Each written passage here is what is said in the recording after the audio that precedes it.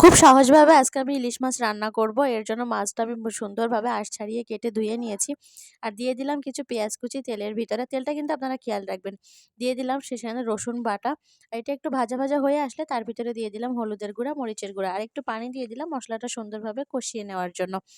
কষিয়ে নেওয়ার পরে তেলটা যখন উপরে উঠে আসবে তার ভিতরে দিয়ে দিলাম মাছের লেজ এবং আ মাথার পিসটা। এই ২ টা একটু শক্ত হয়, এজন্য এটা একটু আগে-ভাগে দিতে হবে। এটা 50% রান্না হয়ে গেলে তার ভিতরে আমি পিসগুলো এড করব।